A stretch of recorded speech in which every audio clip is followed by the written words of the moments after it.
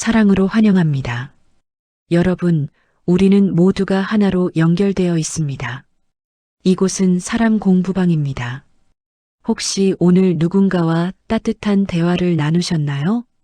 아침에 잘 잤냐고 안부를 묻는 전화 한 통, 문자 한 줄이 하루를 기분 좋게 합니다. 하지만 인간관계라는 게 알다가도 모르겠습니다. 평생을 함께한 사람들인데 어느 순간부터 서로가 낯설어지고 내가 먼저 말을 걸어도 대화가 이어지지 않고 마음을 열고 다가가려 할수록 오히려 상대는 한 발짝 뒤로 물러서는 것 같은 그런 경험 말입니다. 더 당황스러운 건 내가 잘못한 게 없다고 생각하는데도 관계가 점점 멀어진다는 점이죠. 어쩌면 우리가 평생 배워온 관계 맺는 방식이 지금 이 순간엔 오히려 독이 되고 있는 건 아닐까요? 60년, 70년을 살아오면서 쌓아온 경험과 지혜가 왜 지금의 관계에선 통하지 않는 걸까요? 사실 이건 여러분만의 문제가 아닙니다. 전국의 수많은 시니어분들이 똑같은 고민을 하고 계시거든요. 관계가 무너지는 건 하루아침에 일어나는 일이 아니잖아요. 아주 작은 말 한마디, 무심코 던진 질문 하나, 좋은 의도로 한 조언들이 쌓이고 쌓여서 어느새 돌이킬 수 없는 거리가 만들어지는 겁니다. 그리고 그 거리는 시간이 지날수록 더 벌어지죠. 오늘 이 시간에는 노년의 인간관계에서 우리가 무심코 저지르는 치명적인 실수들과 그것을 어떻게 바로잡을 수 있는지에 대해 깊이 있게 이야기를 나눠보려고 합니다. 가장 먼저 짚고 넘어가야 할 게 있습니다. 바로 우리가 무심코 던지는 첫 마디가 관계의 문을 여는지 아니면 닫아버리는지를 결정한다는 사실이죠. 제가 아는 한 분은 아들에게 전화할 때마다 이렇게 시작하셨어요. 요새 왜 이렇게 전화가 없어? 좋은 의도였습니다. 그리운 마음이었고 보고 싶다는 표현이었죠. 근데 아들은 이 말을 들을 때마다 죄책감을 느꼈고 점점 전화하기가 부담스러워졌다고 하더라고요. 결국 전화는 더 뜸해졌고 어머니는 더 서운해지는 악순환이 반복됐습니다. 왜 이런 일이 벌어질까요? 우리가 던지는 첫 문장이 상대방을 방어적으로 만들기 때문입니다. 왜 연락이 없어? 요새 뭐 하느라 그렇게 바빠? 나한테는 관심도 없지? 이런 말들은 듣는 사람 입장에서는 질문이 아니라 비난처럼 들리거든요. 상대는 변명을 해야 하는 상황에 놓이게 되고 자연스럽게 마음의 문을 닫게 됩니다. 그럼 어떻게 시작해야 할까요? 방법은 의외로 간단합니다. 상대방이 방어할 필요가 없는 문장으로 시작하면 돼요. 오늘 날씨가 참 좋던데 혹시 산책 나갔다 왔어? 아침에 내 생각이 나서 전화해 봤어. 별일 없지? 그냥 목소리 듣고 싶어서 이렇게 말하면 상대방은 편안하게 대화를 이어갈 수 있습니다. 똑같은 그리운 마음을 전하는 건데 표현 방식만 바꿨을 뿐인데 결과는 완전히 달라지는 겁니다. 그리고 여기서 더 중요한 게 있어요. 첫 문장 다음에 이어지는 말투입니다. 많은 분들이 대화를 시작하자마자 과거를 끄집어내시거든요. 지난번에 내가 말했잖아. 예전부터 내가 그랬어. 내가 몇 번을 얘기했는데 이런 식으로요. 이게 왜 문제가 될까요? 과거를 들먹이는 순간 대화는 현재에서 과거로 시간이동을 해버립니다. 그리고 그 과거는 대부분 상대방의 잘못이나 실수를 지적하는 내용이죠. 그럼 상대방은 어떻게 반응할까요? 또 그 얘기야. 엄마는 맨날 옛날 얘기만 해. 이렇게 나오는 겁니다. 대화는 거기서 끝나버리죠. 60년, 70년을 살아오면서 우리가 쌓아온 경험은 분명 소중합니다. 하지만 그 경험을 무기처럼 휘두르면 상대방은 상처를 받을 수밖에 없어요. 내가 내 나이 때는 내 경험으로 보면 세상 물정을 내가 너보다 더 아는데 이런 말들은 우리 입장에서는 조언이지만 듣는 사람 입장에서는 무시당한다고 느낄 수 있습니다. 특히 자녀들과의 관계에서 이런 패턴이 자주 나타나요. 우리는 자녀를 위한다는 마음으로 말하는데 자녀들은 간섭으로 받아들이는 거죠. 너 그렇게 하면 안 돼. 내가 다 겪어봐서 아는데 내 말대로 했으면 이런 일 없었을 거야.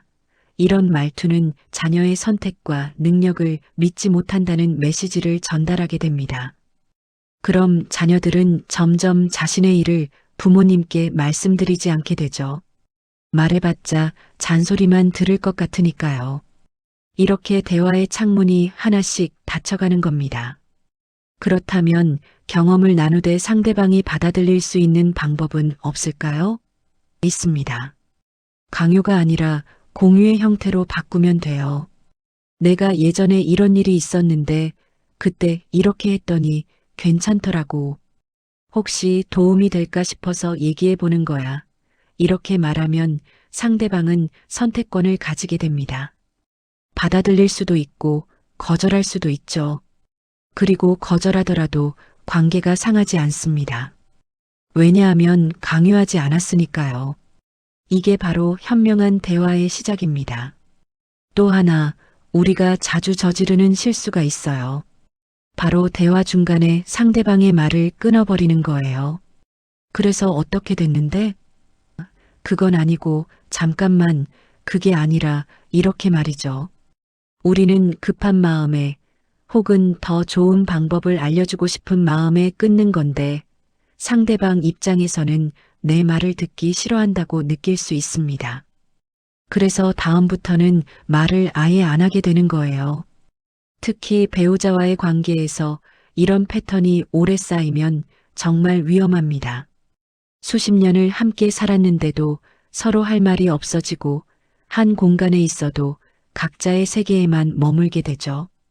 제가 아는 한 부부는 30년 넘게 같이 살았는데 어느 날부터 대화가 완전히 끊겼다고 하더라고요. 남편이 뭔가 얘기를 꺼내려고 하면 부인은 알았어 하면서 말을 가로막았고 부인이 하루 있었던 일을 얘기하려고 하면 남편은 그래서 결론이 뭔데? 하면서 재촉했습니다. 결국 두 분 다 말하기가 싫어졌고 집안에서도 각자 방에만 계시게 됐죠. 이게 하루 이틀 사이에 생긴 일이 아니에요. 수년, 수십 년간 쌓인 작은 상처들이 눈덩이처럼 커진 결과입니다. 이제 두 번째로 중요한 이야기를 해볼까요? 바로 기대와 실망의 악순환에 관한 겁니다. 우리 세대는 자식을 위해 모든 걸 희생했어요. 밥을 굶으면서도 학원비를 댔고 내 옷 한 벌 안 사도 아이들 옷은 사줬고 내 꿈은 접어두고 아이들 꿈을 키워줬습니다. 그런데 문제는 그 희생이 무의식적으로 기대로 바뀐다는 겁니다. 명절엔 당연히 찾아올 거라고 생각하고 일주일에 한 번은 전화할 거라고 기대하고 용돈도 보내줄 거라고 바라게 되죠.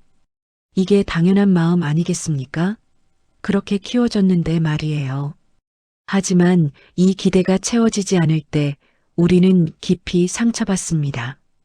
명절에 못 온다고 하면 섭섭하고 전화가 뜸하면 외롭고 용돈 얘기가 없으면 서운합니다.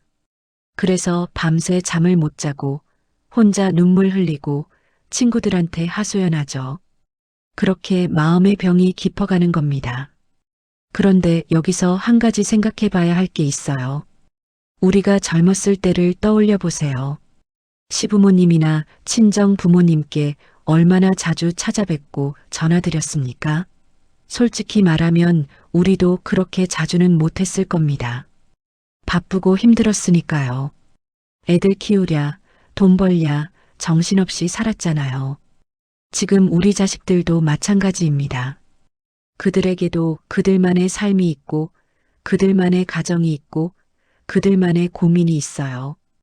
회사 일로 스트레스 받고, 아이들 교육 때문에 걱정하고, 경제적인 부담 때문에 힘들어합니다.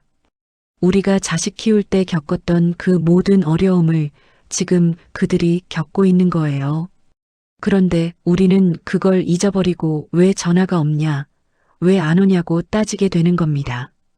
그럼 자식들은 어떻게 느낄까요? 부담스럽죠. 죄책감이 들죠. 그래서 더 연락하기가 꺼려지는 겁니다. 이게 바로 기대와 실망의 악순환입니다. 그럼 이 악순환을 어떻게 끊어낼 수 있을까요? 방법은 하나밖에 없습니다. 기대를 내려놓는 거예요. 쉽지 않은 일이라는 거 압니다. 평생을 바쳐서 키운 자식인데 아무것도 기대하지 말라니 말이 안 되는 것처럼 들리죠.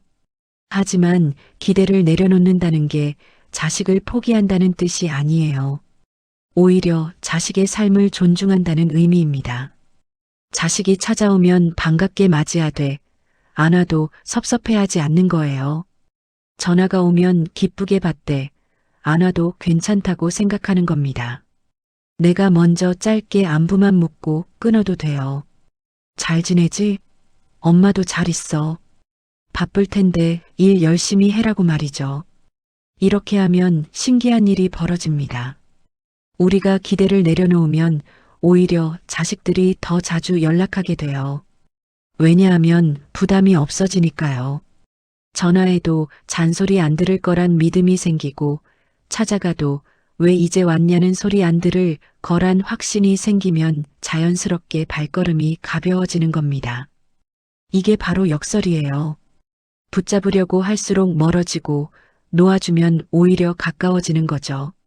자식과의 관계에서 우리는 더 이상 주인공이 아닙니다. 이제는 조연이고 가끔 나오는 조연일 뿐이에요. 이 사실을 받아들이는 순간 마음이 정말 많이 가벼워집니다. 그런데 기대를 내려놓아야 하는 건 자식과의 관계만이 아닙니다. 친구 관계에서도 마찬가지예요. 우리는 친구에게도 많은 걸 기대하거든요. 자주 만나줄 거라고, 내 전화는 바로 받을 거라고, 내가 힘들 때 위로해 줄 거라고 생각합니다.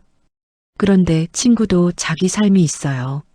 아플 수도 있고, 바쁠 수도 있고, 힘들 수도 있습니다.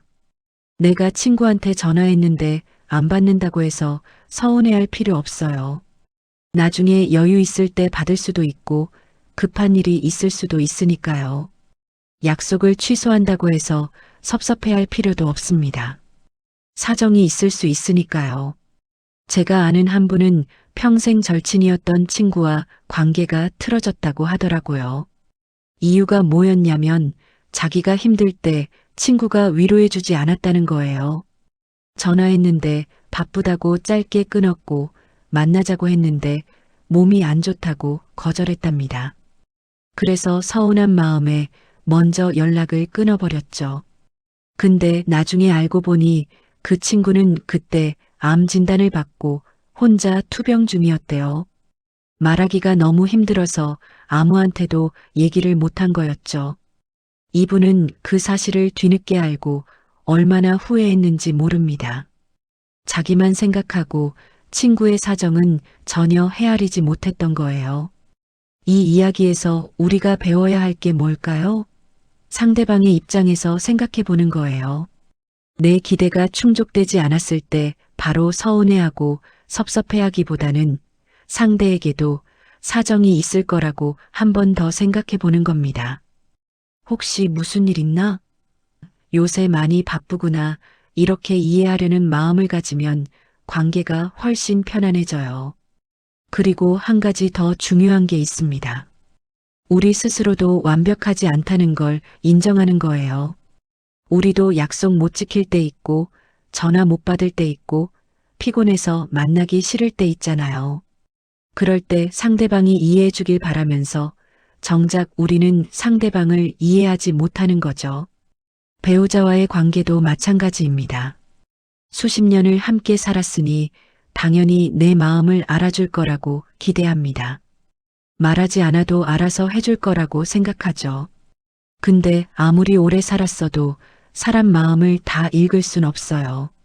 말하지 않으면 모릅니다.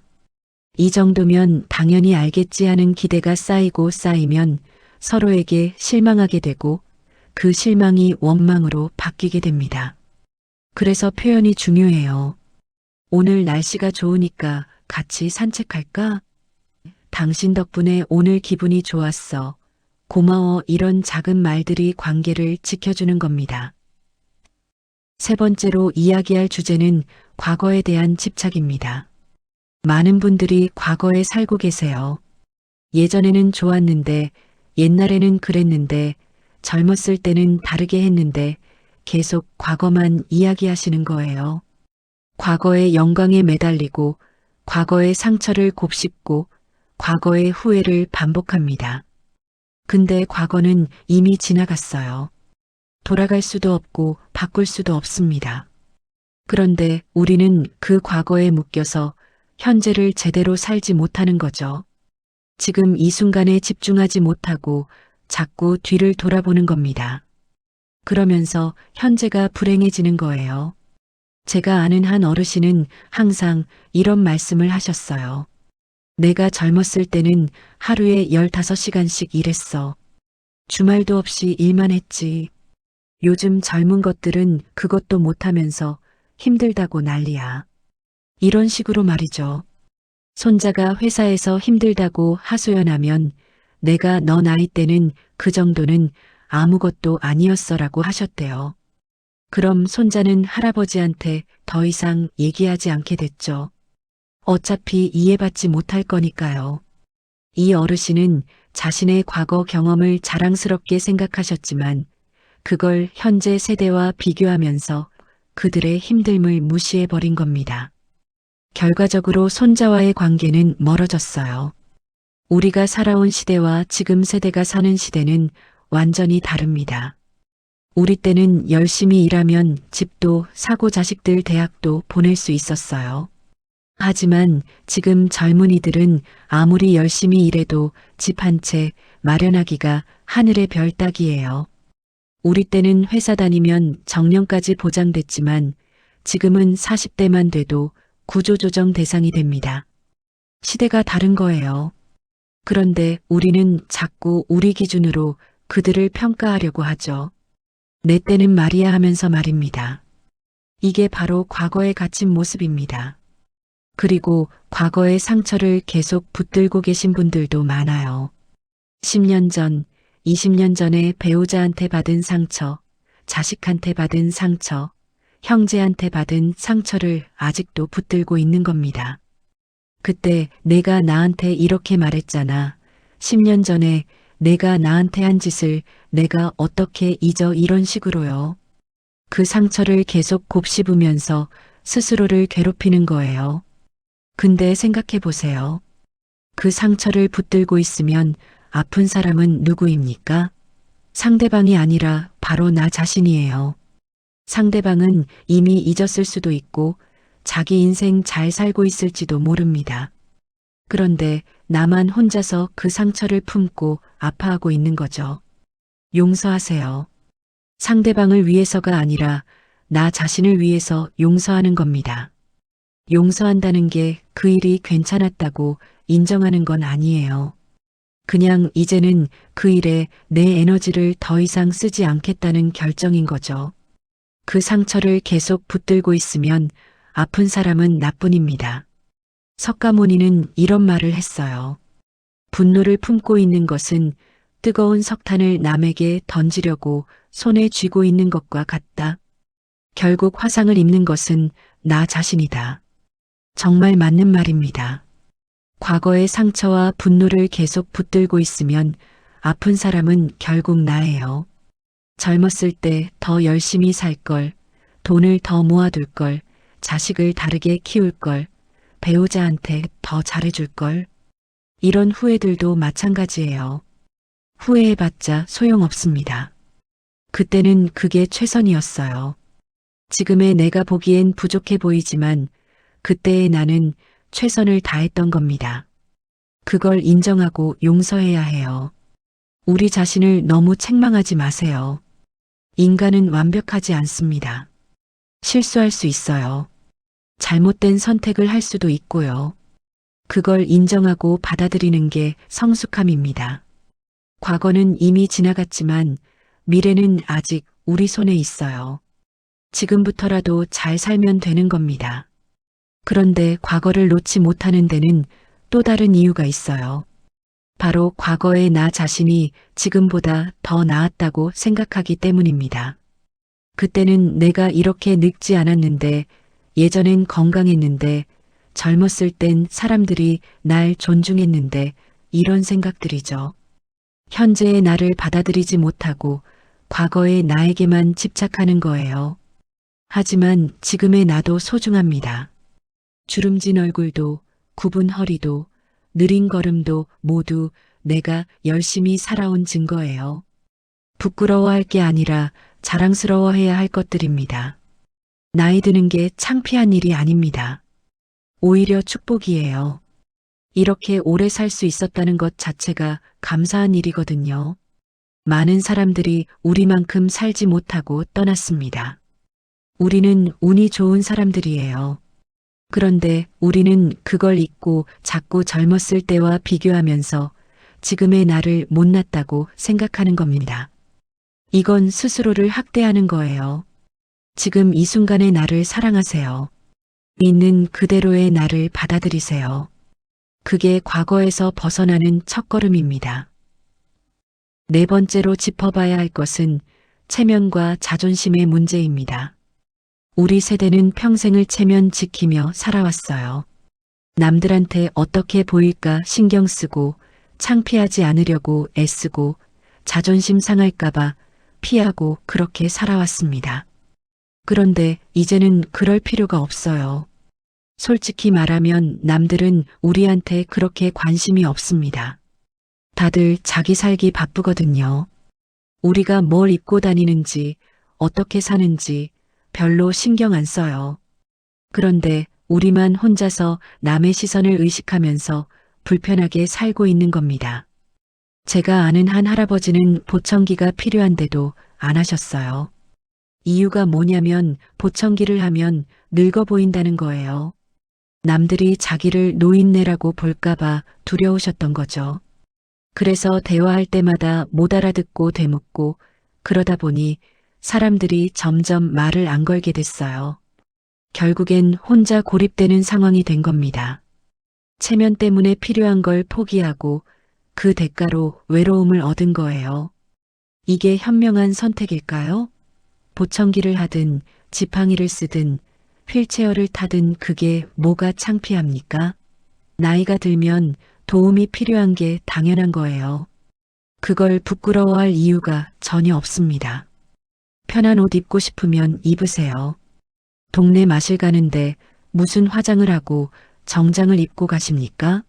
추리닝 입고 나가면 어떻고 샌들 신고 나가면 어떻습니까? 편하게 사세요. 남들이 뭐라고 하든 내 인생입니다. 머리가 희끗희끗해졌다고 염색을 꼭 해야 할까요? 주름이 생겼다고 부끄러워해야 할까요? 아닙니다. 그건 모두 세월의 훈장이에요. 숨기거나 감출 게 아니라 당당하게 드러내도 되는 겁니다. 진짜 아름다움은 겉모습이 아니라 그 사람이 살아온 삶에서 나오는 거니까요. 도움이 필요하면 도움을 청하세요. 자식한테도, 이웃한테도, 복지관에도 말이에요. 혼자 다 하려고 하지 마세요. 나이가 들면 도움이 필요한 게 당연합니다. 짐이 무거우면 좀 들어줄래? 라고 하고 길을 잃었으면 여기가 어디죠? 라고 물어보고 스마트폰 사용법 모르면 이거 어떻게 하는 거예요? 라고 물어보세요. 그게 부끄러운 게 아닙니다. 젊었을 때 우리도 남들한테 많은 도움을 받았어요. 이제는 우리가 도움을 받을 차례입니다. 자존심 때문에 고생할 필요 없어요. 모르는 걸 모른다고 하세요. 젊은 사람들 하는 말 못 알아듣겠으면 못 알아듣는다고 솔직하게 말하세요. 아는 척 하다가 오히려 더 창피해집니다. 배우면 되는 거예요. 배우는 게 부끄러운 게 아닙니다. 오히려 나이 들어서도 배우려는 자세가 아름다운 겁니다. 요즘 70대, 80대 어르신들도 스마트폰 배우고 컴퓨터 배우고 영어도 배우시잖아요. 멋진 일입니다. 모르는 걸 인정하고 배우려는 그 태도가 진짜 지혜로운 거예요. 그리고 관계에서도 체면을 내려놓아야 합니다. 잘못했으면 미안해라고 하세요.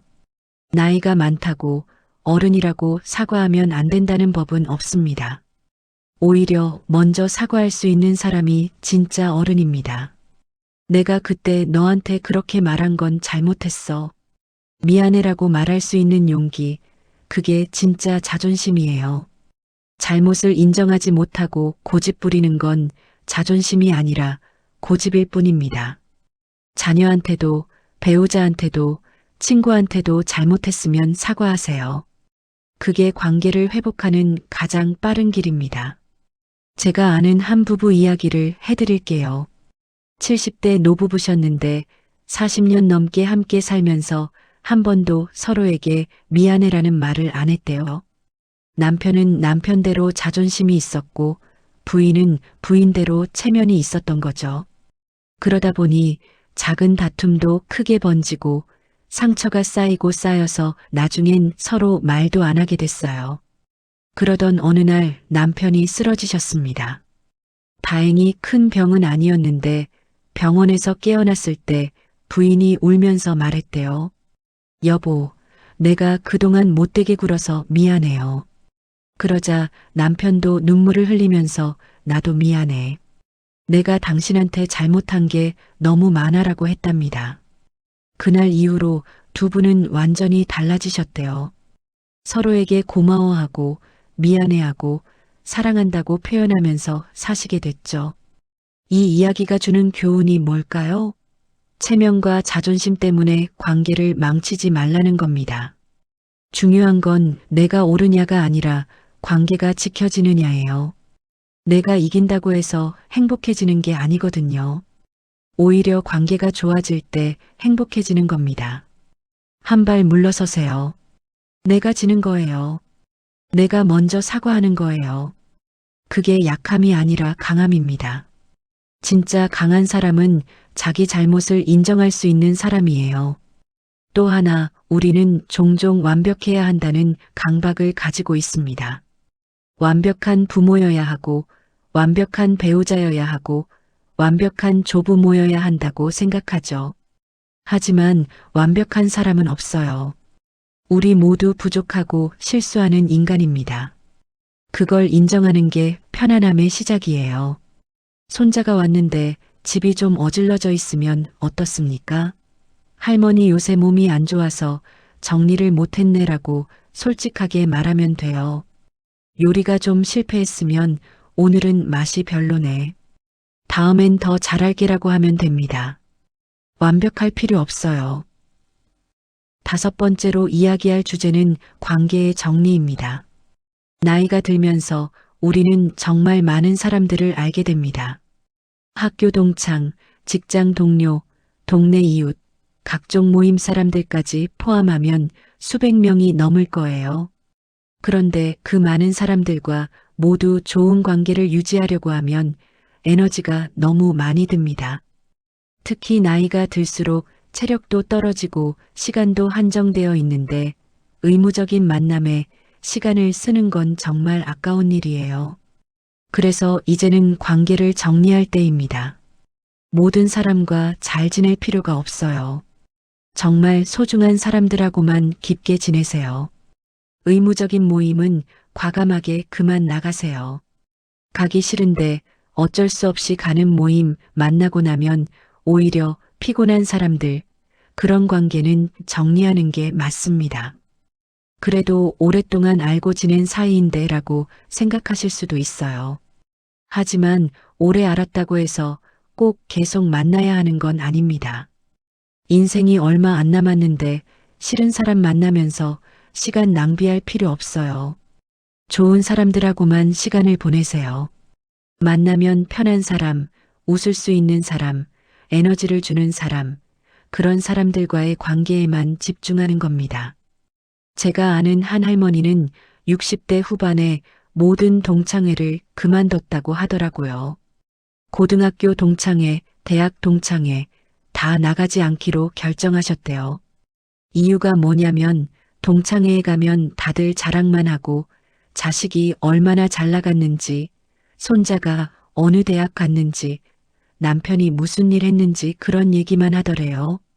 만나고 나면 기분이 안 좋아지고 나만 뒤처진 것 같고 괜히 비교하게 되더랍니다. 그래서 과감하게 끊었어요. 대신 정말 친한 친구 3명하고만 한 달에 한 번씩 만나기로 했대요. 그 3명은 서로를 있는 그대로 받아들여주는 사람들이었거든요. 자랑할 것도 없고 비교할 것도 없고 그냥 편하게 수다 떨고 웃을 수 있는 사이였습니다. 그렇게 바꾸고 나니까 삶이 훨씬 가벼워졌대요. 관계의 질이 양보다 중요합니다. 100명의 아는 사람보다 1명의 진짜 친구가 나아요. 진짜 친구는 내가 힘들 때 곁에 있어주는 사람입니다. 내 자랑을 들어주고 내 하소연을 들어주고 아무 말 없이도 편안한 사람이죠. 그런 사람이 주변에 몇 명만 있어도 인생은 충분히 풍요로워집니다. SNS에 친구가 몇백 명 있어도 정작 힘들 때 연락할 사람이 없다면 그게 무슨 의미가 있겠어요? 숫자가 중요한 게 아니라 깊이가 중요한 겁니다. 가족 관계도 정리가 필요합니다. 형제자매 중에 만나면 스트레스 받는 사람이 있으면 거리를 두세요. 피를 나눴는데 어떻게 그럴 수 있냐고 생각하실 수도 있어요. 하지만 피를 나눴다고 무조건 친하게 지낼 필요는 없습니다. 서로 상처만 주는 관계라면 차라리 안 만나는 게 나아요. 명절 때도 꼭 모일 필요 없어요. 만나면 다투고, 만나면 비교하고, 만나면 기분 나빠지는데 왜 억지로 만나야 합니까? 그래도 가족인데 하면서 참다가 결국 큰 싸움이 나는 것보다 적당한 거리를 두고 안부만 묻는 게 훨씬 건강한 관계입니다. 친척 관계도 마찬가지예요. 1년에 한두 번 보는 먼 친척들, 만나면 서로 어색하고 할 말도 없는 사람들, 그런 관계까지 유지하려고 애쓸 필요 없어요. 부모님 살아계실 때는 어쩔 수 없이 만났지만 이제는 우리가 선택할 수 있습니다. 만나고 싶은 사람만 만나세요. 의무감 때문에 하는 만남은 서로에게 부담만 될 뿐입니다. 정말 보고 싶은 친척이 있다면 따로 연락해서 둘이 만나면 돼요. 큰 모임에서 어색하게 인사 나누는 것보다 훨씬 의미 있는 시간이 될 겁니다. 그런데 관계를 정리한다는 게 무작정 연락을 끊으라는 뜻은 아닙니다. 자연스럽게 거리를 두는 거예요. 모임에 나가지 않아도 되고 연락이 와도 바쁘다고 정중하게 거절해도 되고 명절 인사만 간단하게 나눠도 됩니다. 굳이 이제 안 만날래라고 선언할 필요는 없어요. 그냥 시간을 내지 않으면 자연스럽게 멀어지는 겁니다.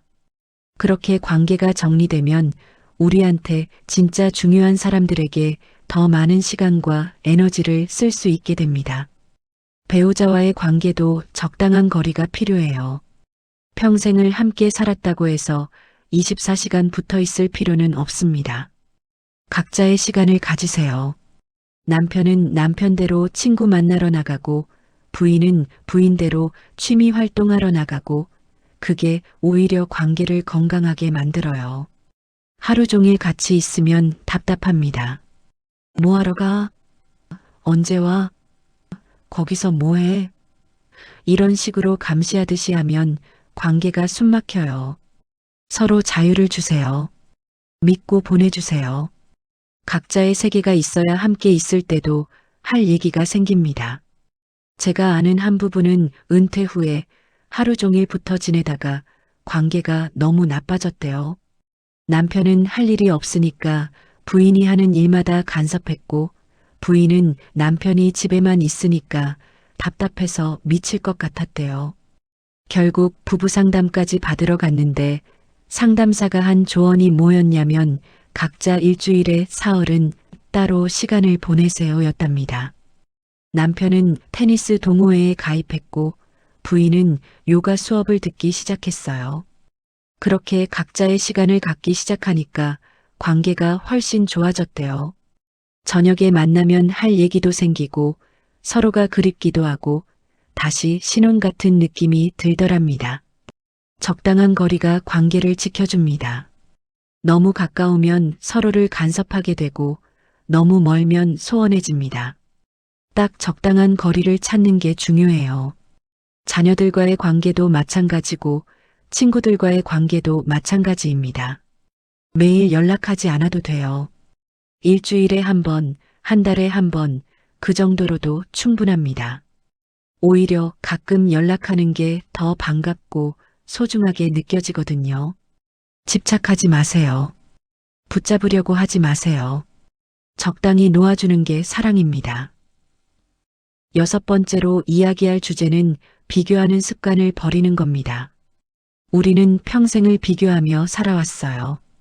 어릴 때는 성적으로 비교당하고, 청년 때는 직장으로 비교당하고, 중년에는 재산으로 비교당하고, 이제 노년에는 자식으로 비교당합니다. 내 아들은 뭐 하냐? 손자는 어느 대학 갔냐? 연금은 얼마나 받냐? 이런 질문들이 일상이 되어버렸죠.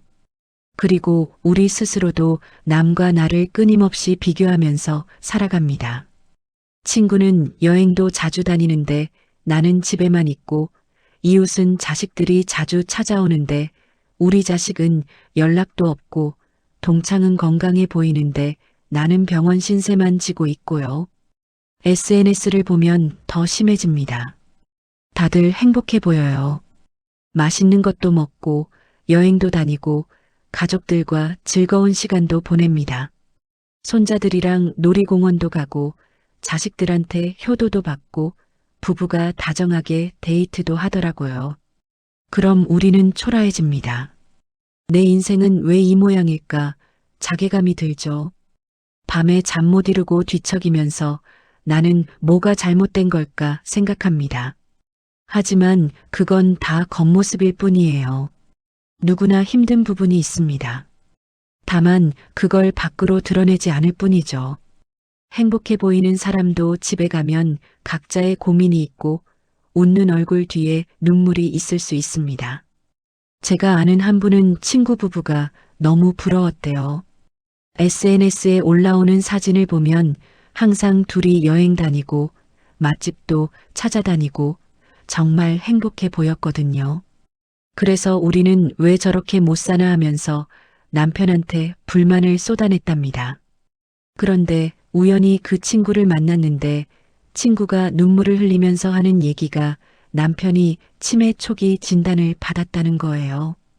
그래서 기억이 있을 때 추억을 많이 만들려고 여행을 다니는 거였대요.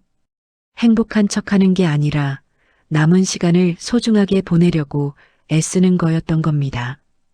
이분은 그 얘기를 듣고 얼마나 부끄러웠는지 모릅니다. 남의 겉모습만 보고 부러워하면서 자기 남편한테 상처를 줬던 거잖아요. 남과 비교하면 끝이 없습니다. 항상 나보다 나은 사람이 있어요. 더 건강한 사람, 더 부유한 사람, 더 행복해 보이는 사람, 그런 사람들을 보면서 부러워하고 초라해하면 평생 행복할 수 없습니다. 내 인생은 내 인생이에요. 남의 인생이 아닙니다. 내가 걸어온 길이 있고, 내가 겪은 일들이 있고, 내가 이룬 것들이 있습니다. 그걸 남과 비교하는 순간 모든 게 초라해 보이는 거예요. 오히려 나보다 힘든 사람을 생각해 보세요. 세상에는 나보다 어려운 사람이 훨씬 많습니다. 병상에 누워있는 사람, 홀로 외롭게 사는 사람, 끼니를 걱정하는 사람, 그들을 생각하면 감사한 마음이 듭니다. 지금 내가 가진 것에 감사하게 됩니다. 내가 걸을 수 있다는 것, 볼 수 있다는 것, 들을 수 있다는 것, 밥을 먹을 수 있다는 것, 이 모든 게 감사한 일이에요. 누군가는 이것조차 할 수 없습니다. 집이 있다는 것, 가족이 있다는 것, 친구가 있다는 것, 이것들도 모두 축복입니다. 남과 비교하지 말고 과거의 나와 비교하세요.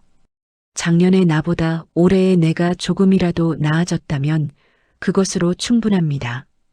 어제보다 오늘 조금 더 편안하다면 그것만으로도 발전한 겁니다. 남들이 뭐라고 하든 상관없어요. 내 인생의 주인공은 나니까요. 자식을 비교하는 것도 그만두세요. 내 딸은 의사라며? 우리 애는 그냥 회사원이야. 이런 비교가 뭐가 중요합니까?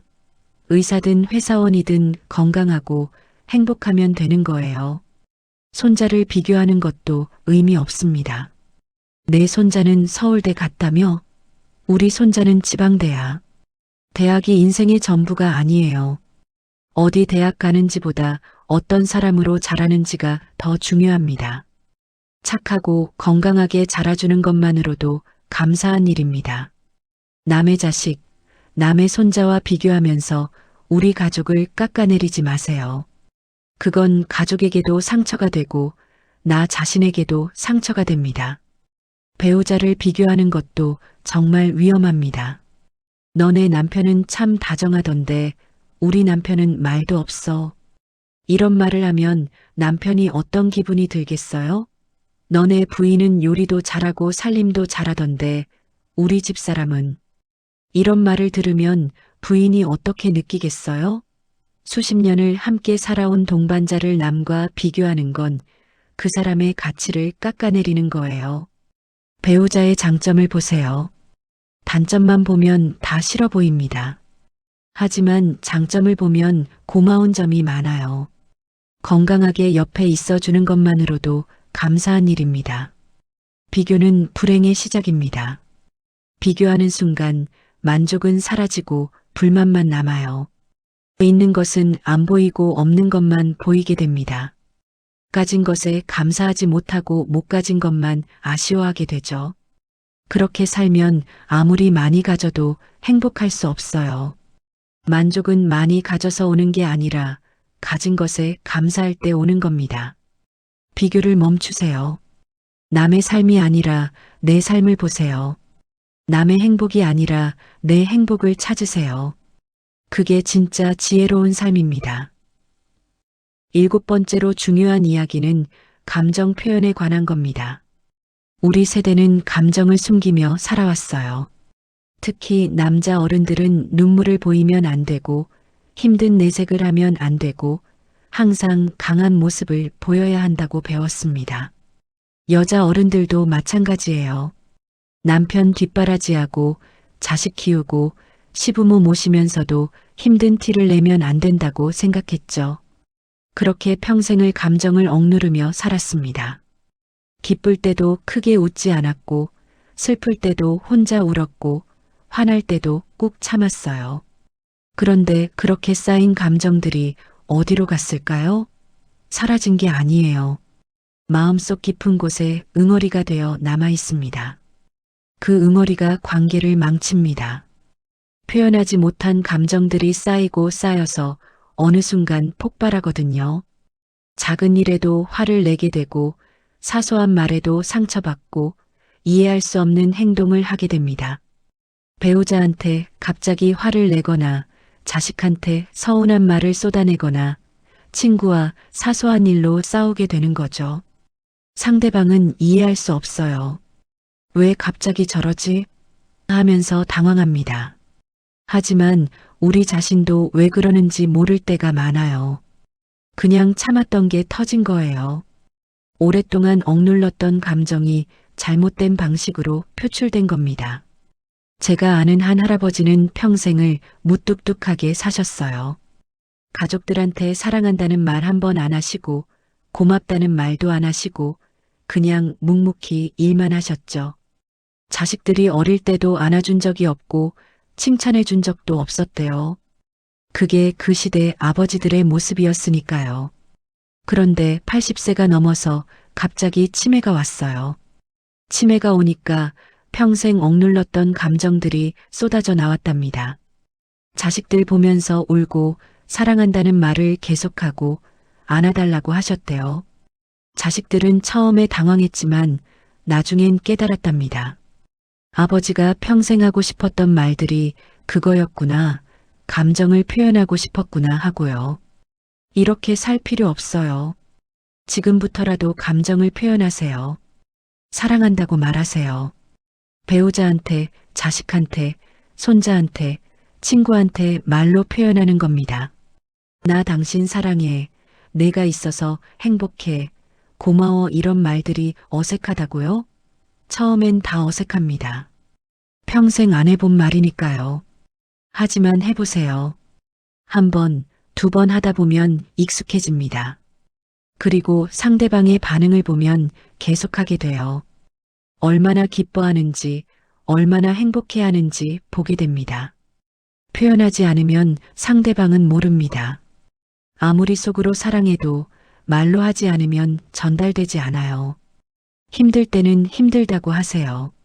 아프면 아프다고 하고 외로우면 외롭다고 말하세요. 혼자 끙끙 앓지 마세요.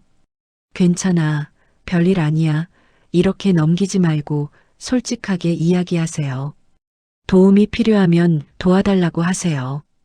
약한 모습을 보이는 게 부끄러운 게 아니에요. 오히려 솔직한 거예요. 인간은 누구나 약한 순간이 있습니다. 그걸 감추려고 하면 더 힘들어져요. 인정하고 드러내면 주변에서 도와줍니다. 가족도, 친구도, 이웃도 도와주고 싶어 해요. 다만 우리가 말하지 않아서 모를 뿐입니다. 화날 때도 건강하게 표현하세요. 참다가 폭발하는 것보다 그때그때 표현하는 게 낫습니다. 다만 방법이 중요해요. 소리 지르거나 물건을 던지거나 상대방을 비난하는 건 좋지 않습니다. 나는 내가 이렇게 할 때 속상해. 나는 이런 말을 들으면 화가 나. 이렇게 나를 주어로 해서 표현하세요. 상대방을 공격하는 게 아니라 내 감정을 전달하는 거예요. 그러면 상대방도 방어적으로 나오지 않고 내 감정을 이해하려고 노력합니다. 감정을 억누르면 관계가 망가지지만 건강하게 표현하면 관계가 더 단단해져요. 서운함도 표현하세요. 그때 내가 그렇게 말해서 섭섭했어. 전화가 없어서 외로웠어. 솔직하게 말하는 겁니다. 그래야 상대방이 알아요. 모르면 똑같은 일이 반복됩니다. 서운한 걸 속으로만 사귀면 관계가 점점 멀어지거든요. 하지만 표현하면 상대방이 내가 그렇게 느꼈구나. 미안해. 다음엔 그러지 않을게. 이렇게 됩니다. 그게 관계를 회복하는 방법이에요. 쌓아두지 마세요. 그때그때 풀어내세요. 작은 서운함들이 쌓이면 큰 원망이 되거든요. 고마움도 표현하세요. 배우자가 밥을 해줬으면 맛있어. 고마워라고 하세요. 자식이 전화했으면 전화해줘서 고마워라고 하세요. 친구가 함께 시간을 내줬으면 오늘 만나서 좋았어. 고마워. 이렇게 표현하세요. 당연하게 여기지 마세요. 모든 게 감사한 일입니다. 그 고마움을 표현하면 상대방도 기뻐하고 다음에도 또 그렇게 해주고 싶어 해요. 표현하지 않으면 당연하게 생각하고 점점 안 하게 됩니다. 감사 표현은 관계의 윤활유예요. 칭찬도 많이 하세요. 배우자의 좋은 점을 칭찬하고 자식이 잘하는 걸 칭찬하고 손자의 작은 발전도 칭찬하세요. 오늘 옷이 잘 어울려. 내가 이렇게 해줘서 참 좋아. 많이 컸구나. 이런 작은 칭찬들이 사람을 성장시킵니다. 우리 세대는 칭찬에 인색했어요. 칭찬하면 교만해진다고 생각했죠. 하지만 그건 잘못된 생각이에요. 칭찬은 사람을 더 좋게 만듭니다. 자신감을 주고 동기를 부여하고 관계를 돈독하게 만들어요. 아끼지 마세요. 칭찬은 공짜입니다. 하지만 그 효과는 엄청나요. 7번째로 중요한 이야기는 감정 표현에 관한 겁니다. 우리 세대는 감정을 숨기며 살아왔어요. 특히 남자 어른들은 눈물을 보이면 안 되고 힘든 내색을 하면 안 되고 항상 강한 모습을 보여야 한다고 배웠습니다. 여자 어른들도 마찬가지예요. 남편 뒷바라지하고 자식 키우고 시부모 모시면서도 힘든 티를 내면 안 된다고 생각했죠. 그렇게 평생을 감정을 억누르며 살았습니다. 기쁠 때도 크게 웃지 않았고 슬플 때도 혼자 울었고 화날 때도 꾹 참았어요. 그런데 그렇게 쌓인 감정들이 어디로 갔을까요? 사라진 게 아니에요. 마음속 깊은 곳에 응어리가 되어 남아 있습니다. 그 응어리가 관계를 망칩니다. 표현하지 못한 감정들이 쌓이고 쌓여서 어느 순간 폭발하거든요. 작은 일에도 화를 내게 되고 사소한 말에도 상처받고 이해할 수 없는 행동을 하게 됩니다. 배우자한테 갑자기 화를 내거나 자식한테 서운한 말을 쏟아내거나 친구와 사소한 일로 싸우게 되는 거죠. 상대방은 이해할 수 없어요. 왜 갑자기 저러지? 하면서 당황합니다. 하지만 우리 자신도 왜 그러는지 모를 때가 많아요. 그냥 참았던 게 터진 거예요. 오랫동안 억눌렀던 감정이 잘못된 방식으로 표출된 겁니다. 제가 아는 한 할아버지는 평생을 무뚝뚝하게 사셨어요. 가족들한테 사랑한다는 말 한 번 안 하시고 고맙다는 말도 안 하시고 그냥 묵묵히 일만 하셨죠. 자식들이 어릴 때도 안아준 적이 없고 칭찬해 준 적도 없었대요. 그게 그 시대 아버지들의 모습이었으니까요. 그런데 80세가 넘어서 갑자기 치매가 왔어요. 치매가 오니까 평생 억눌렀던 감정들이 쏟아져 나왔답니다. 자식들 보면서 울고 사랑한다는 말을 계속하고 안아달라고 하셨대요. 자식들은 처음에 당황했지만 나중엔 깨달았답니다. 아버지가 평생 하고 싶었던 말들이 그거였구나, 감정을 표현하고 싶었구나 하고요. 이렇게 살 필요 없어요. 지금부터라도 감정을 표현하세요. 사랑한다고 말하세요. 배우자한테, 자식한테, 손자한테, 친구한테 말로 표현하는 겁니다. 나 당신 사랑해. 내가 있어서 행복해. 고마워 이런 말들이 어색하다고요? 처음엔 다 어색합니다. 평생 안 해본 말이니까요. 하지만 해보세요. 한 번, 두 번 하다 보면 익숙해집니다. 그리고 상대방의 반응을 보면 계속하게 돼요. 얼마나 기뻐하는지, 얼마나 행복해하는지 보게 됩니다. 표현하지 않으면 상대방은 모릅니다. 아무리 속으로 사랑해도 말로 하지 않으면 전달되지 않아요. 힘들 때는 힘들다고 하세요. 아프면 아프다고 하고 외로우면 외롭다고 말하세요. 혼자 끙끙 앓지 마세요. 괜찮아, 별일 아니야. 이렇게 넘기지 말고 솔직하게 이야기하세요. 도움이 필요하면 도와달라고 하세요. 약한 모습을 보이는 게 부끄러운 게 아니에요. 오히려 솔직한 거예요. 인간은 누구나 약한 순간이 있습니다. 그걸 감추려고 하면 더 힘들어져요. 인정하고 드러내면 주변에서 도와줍니다.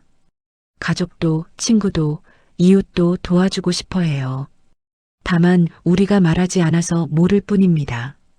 화날 때도 건강하게 표현하세요. 참다가 폭발하는 것보다 그때그때 표현하는 게 낫습니다. 다만 방법이 중요해요. 소리 지르거나 물건을 던지거나 상대방을 비난하는 건 좋지 않습니다. 나는 내가 이렇게 할 때 속상해. 나는 이런 말을 들으면 화가 나 이렇게 나를 주어로 해서 표현하세요.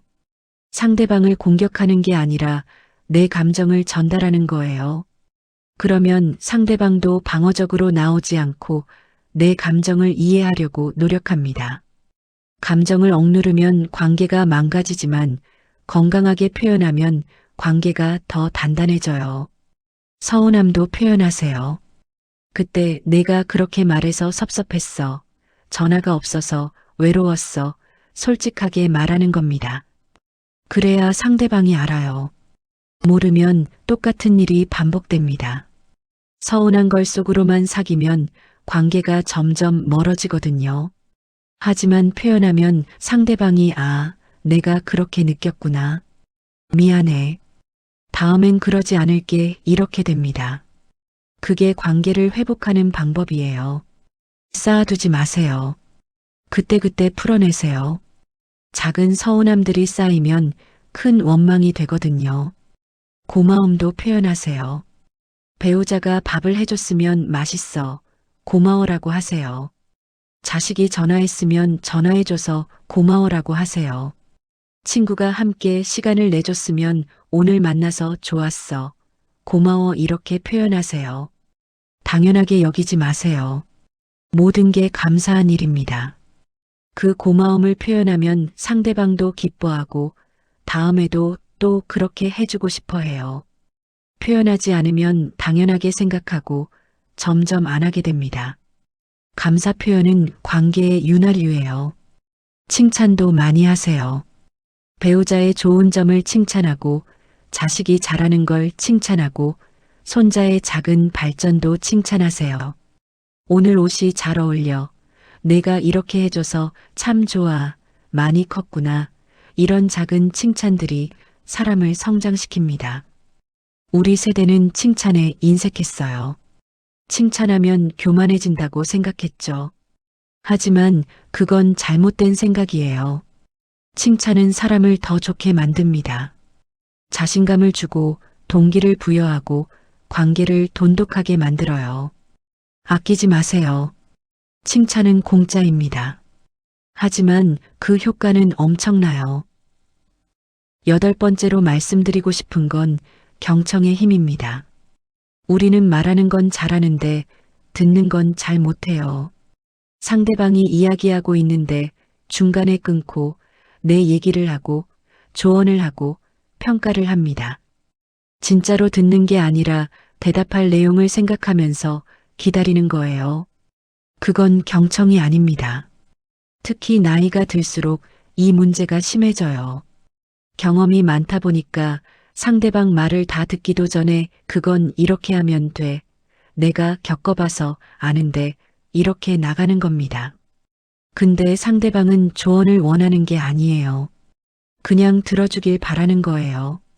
제가 아는 한 어머니는 딸이 직장 얘기를 할 때마다 중간에 끊고 조언을 하셨대요. 그러니까 내가 그렇게 하면 안 되지.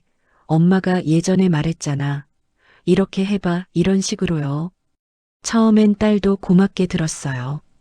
하지만 시간이 지나면서 점점 말을 안 하게 됐습니다.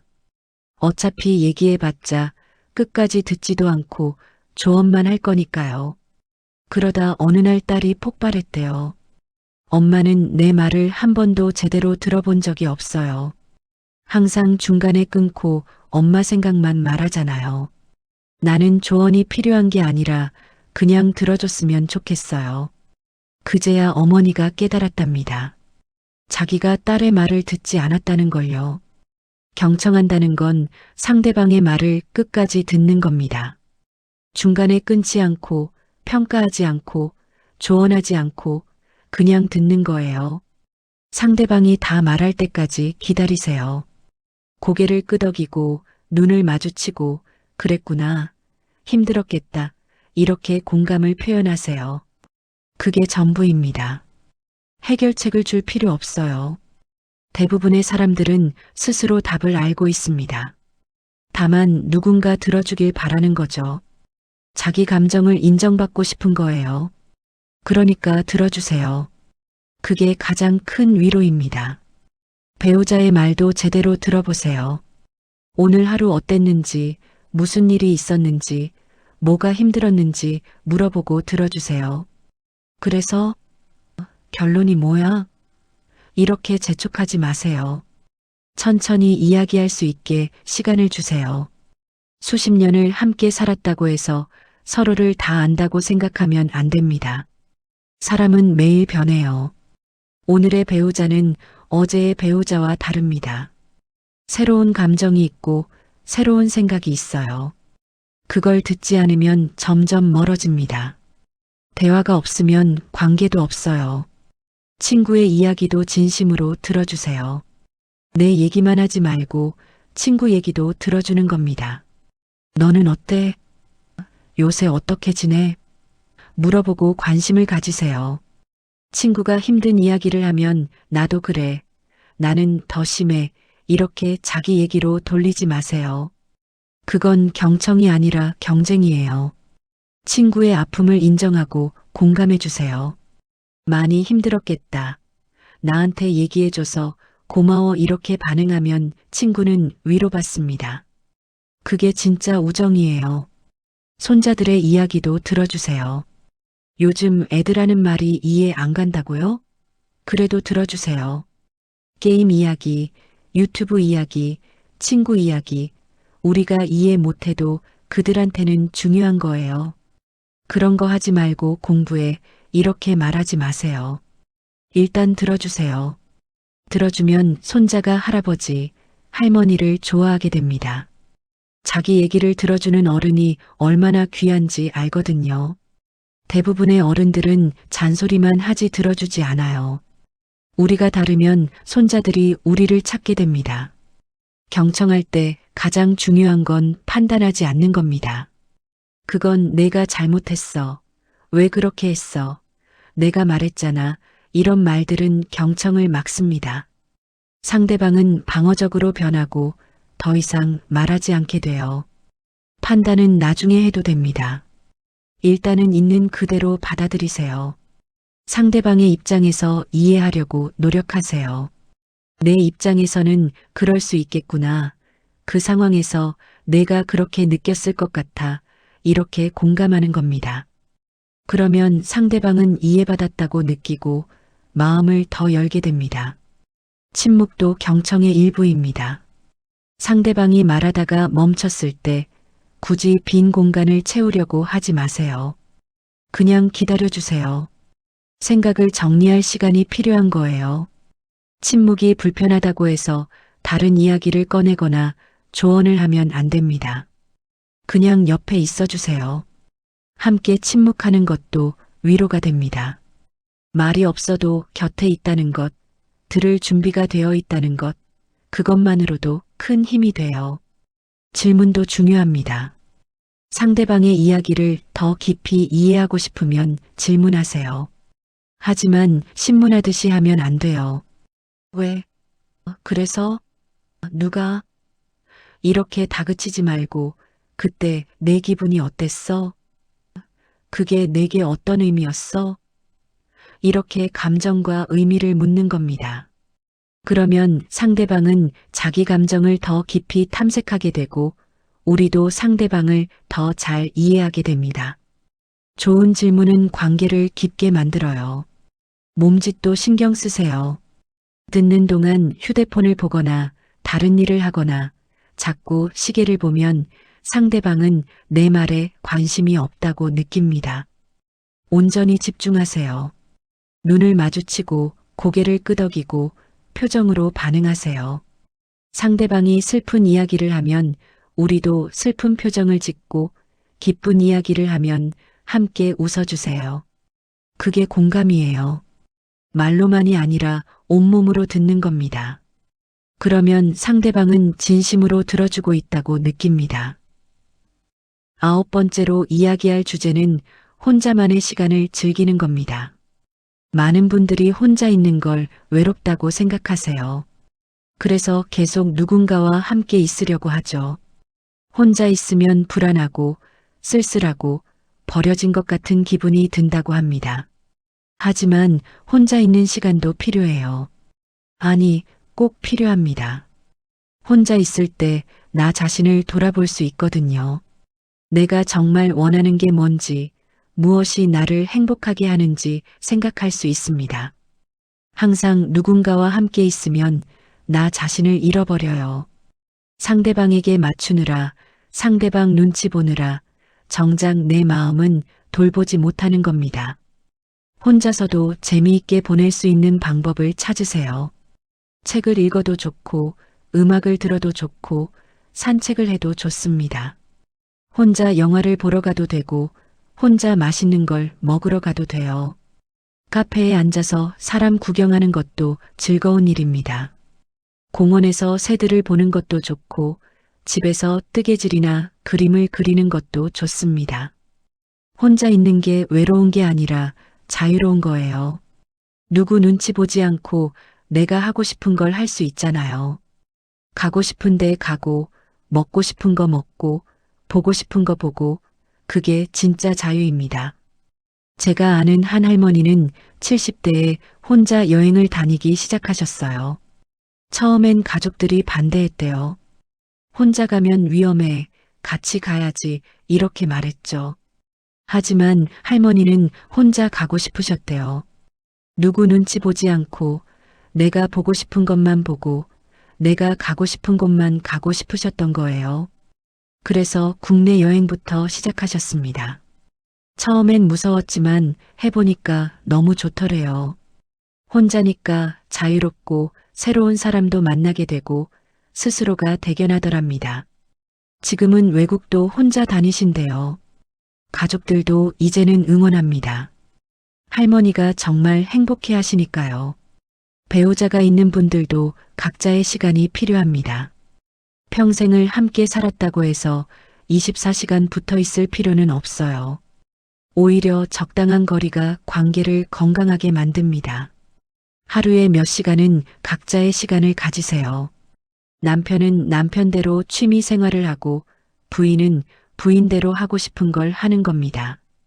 그렇게 각자의 시간을 보내고 나서 저녁에 만나면 할 얘기도 생기고 서로가 그립기도 하고 관계가 더 좋아져요. 하루 종일 붙어 있으면 답답합니다. 할 말도 없어지고 서로 간섭하게 되고 작은 일로 짜증이 나게 됩니다. 혼자 있는 시간에 명상을 해보세요. 조용한 곳에 앉아서 눈을 감고 호흡에 집중하는 겁니다. 복잡한 생각들을 내려놓고 지금 이 순간에만 집중하세요. 숨이 들어오고 나가는 것을 느끼세요. 처음엔 5분만 해도 됩니다. 자꾸 잡념이 들어올 거예요. 그럼 잡념이 들어왔구나 하고 인정하고 다시 호흡에 집중하세요. 명상은 마음을 정화시켜 줍니다. 스트레스가 줄어들고 마음이 평온해지고 생각이 맑아져요. 하루에 10분씩만 해도 큰 변화를 느낄 수 있습니다. 일기를 쓰는 것도 좋은 방법입니다.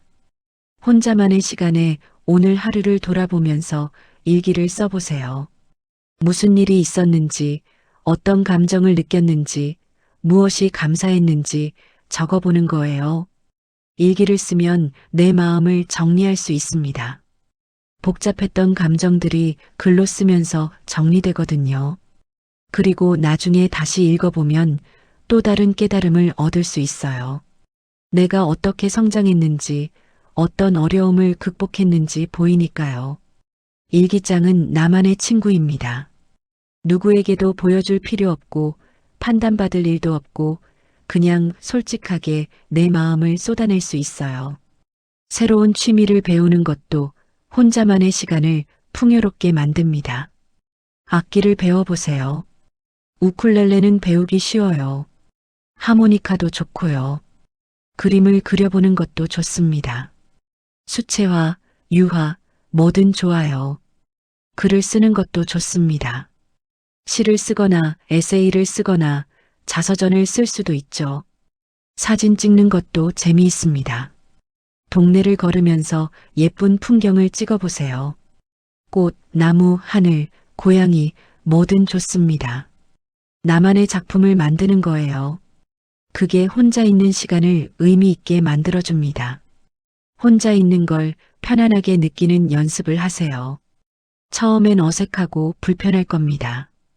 평생을 누군가와 함께 있었으니까요. 하지만 자꾸 해보세요. 혼자 밥 먹기, 혼자 산책하기, 혼자 영화 보기, 이런 것들을 하나씩 시도해 보는 겁니다. 하다 보면 익숙해지고, 익숙해지면 편안해지고, 편안해지면 즐길 수 있게 됩니다. 그러면 외로움이 자유로움으로 바뀌어요. 혼자 있는 시간이 두려운 게 아니라 기다려지는 시간이 되는 겁니다. 혼자 있다고 해서 고립되는 게 아닙니다.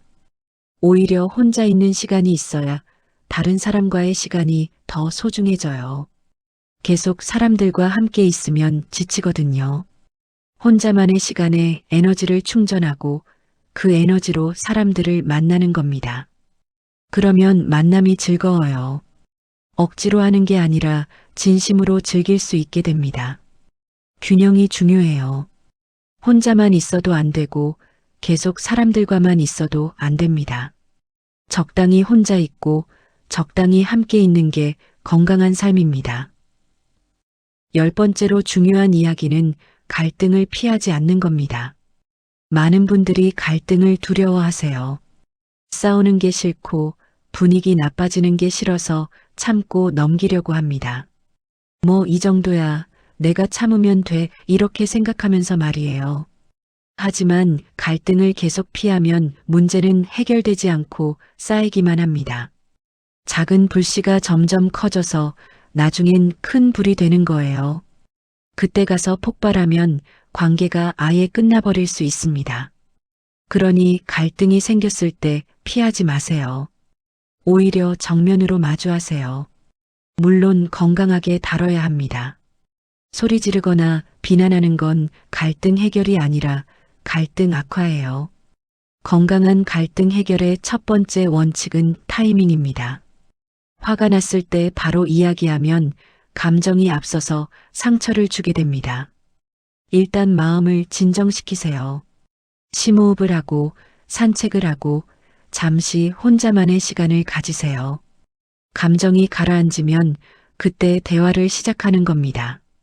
지금 이야기해도 될까? 우리 조금 이야기할 수 있을까? 이렇게 상대방에게 먼저 물어보세요. 상대방도 준비가 되어야 대화가 가능하거든요. 갑자기 공격하듯이 시작하면 상대방은 방어적으로 나올 수밖에 없어요. 서로 준비가 된 상태에서 차분하게 이야기하는 게 중요합니다. 두 번째 원칙은 나 전달법을 사용하는 겁니다. 너는 왜 맨날 그래? 너 때문에 내가 힘들어 이렇게 말하면 상대방은 공격받는다고 느낍니다. 대신 나는 이럴 때 속상해.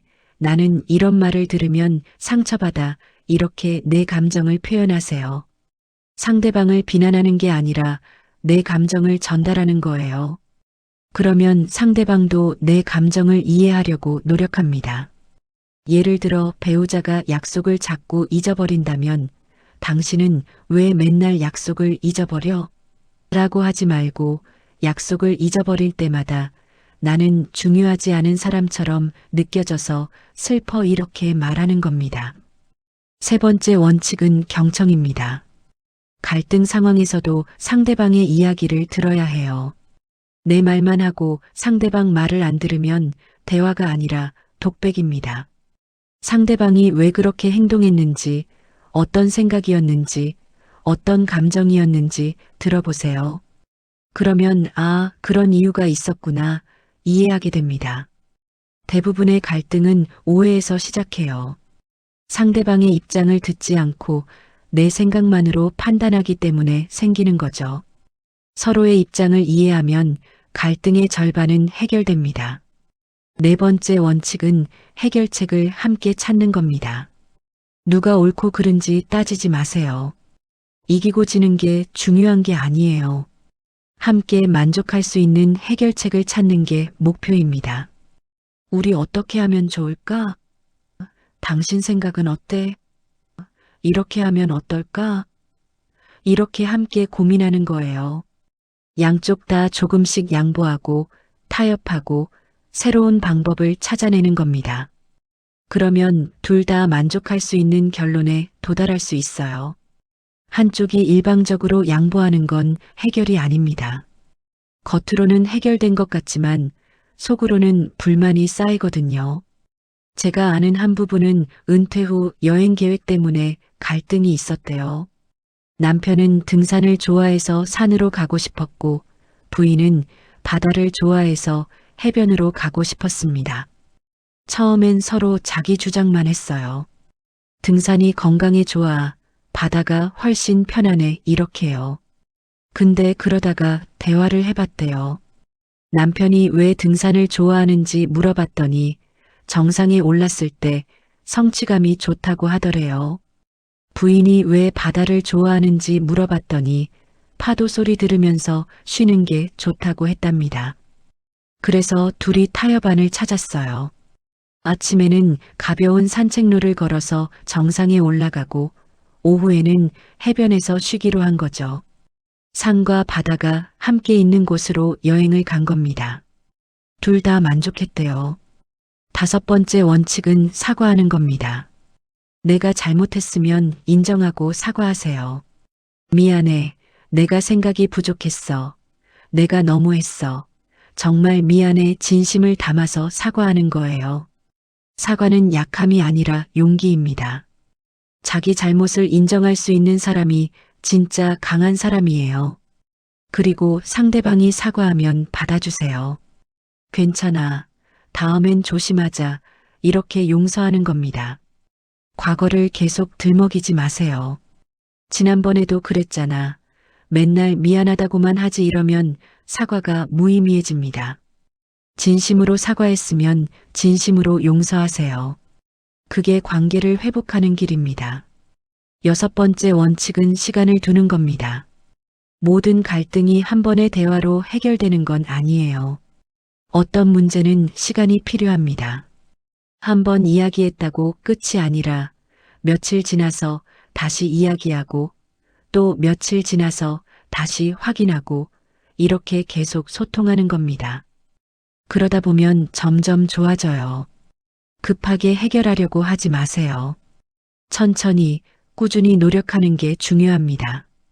30년, 40년 쌓인 패턴이 하루아침에 바뀌지 않아요. 하지만 노력하면 분명히 변합니다. 갈등이 생기는 건 나쁜 게 아닙니다. 오히려 자연스러운 거예요. 사람은 다 다르니까요. 생각도 다르고 감정도 다르고 원하는 것도 다릅니다. 그러니 갈등이 생길 수밖에 없어요. 중요한 건 갈등을 어떻게 다루느냐입니다. 건강하게 다루면 관계가 더 단단해지고 잘못 다루면 관계가 무너집니다. 갈등을 피하지 마세요. 정면으로 마주하되 사랑과 존중으로 다루세요. 그게 성숙한 관계입니다. 철학자 마틴 부버는 이런 말을 했습니다.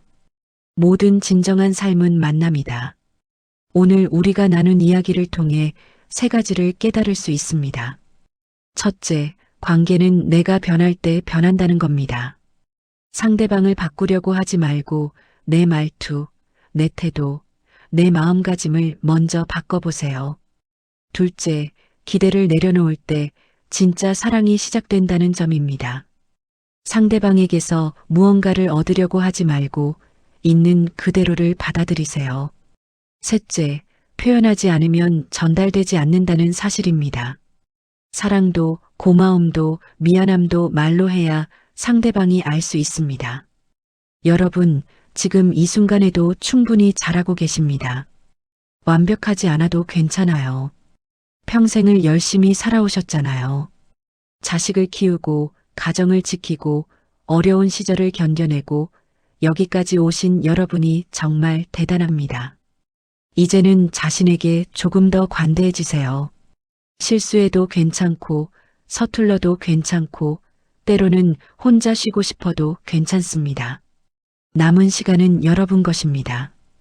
더 이상 남 눈치 보지 말고 체면 차리지 말고 하고 싶은 말하고 만나고 싶은 사람 만나고 사랑하는 사람들에게 사랑한다고 표현하면서 사세요. 관계는 인생의 전부입니다. 그 관계를 따뜻하게, 건강하게, 행복하게 가꿔가시길 진심으로 응원합니다. 아쉽게도 오늘 영상은 여기까지입니다. 영상이 도움이 되셨다면 구독, 좋아요 부탁드립니다. 그리고 여러분들의 경험담을 댓글로 참여해 주세요. 다음 주제에 적극 반영하겠습니다. 여러분 끝까지 함께 해주셔서 고맙습니다. 지금까지 사람 공부방이었습니다.